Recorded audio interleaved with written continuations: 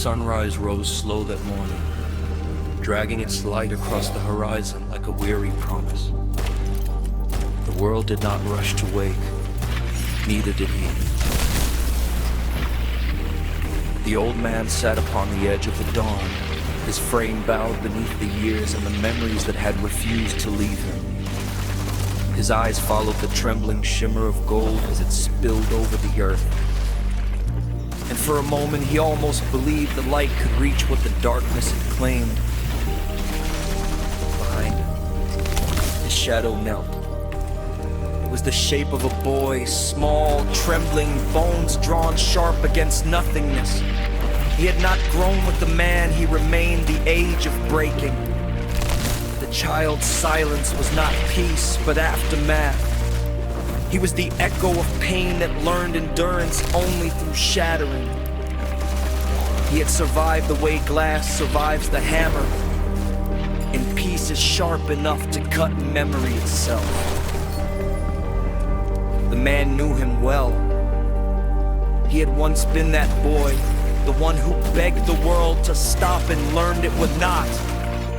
The one who learned that mercy was something you built from within, not something you waited for. And in time, the boy's will became the man's strength. The fractures became lines of direction. Scars turned into pathways where resolve could take root.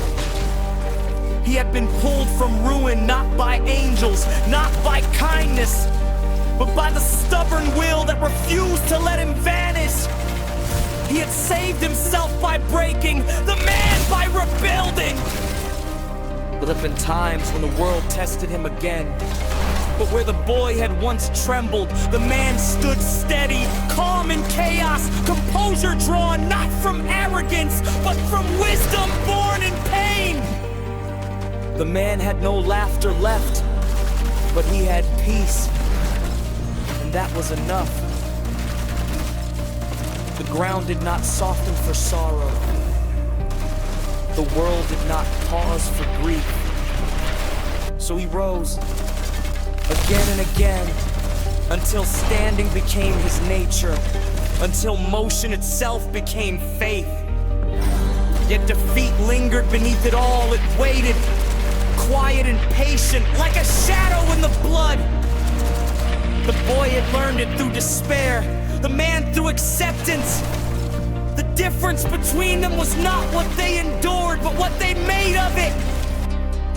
A tear slid down the old man's cheek. The sunlight caught it, scattering the dawn through a prism of memory.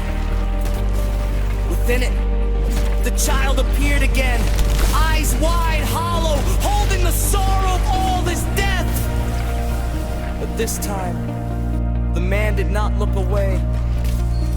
He let the tear fall, and as it did, he whispered, "You did enough. I'll carry what's left." The boy within the shadow closed his eyes, not in fear, but in rest. The shadow shifted slowly, hesitating at first, then flowing like liquid light across the ground. It stretched and leaned, bending toward him, until the boy's form dissolved into the familiar shape of the man's own shadow. He felt the weight of every memory it had carried, fear, sorrow,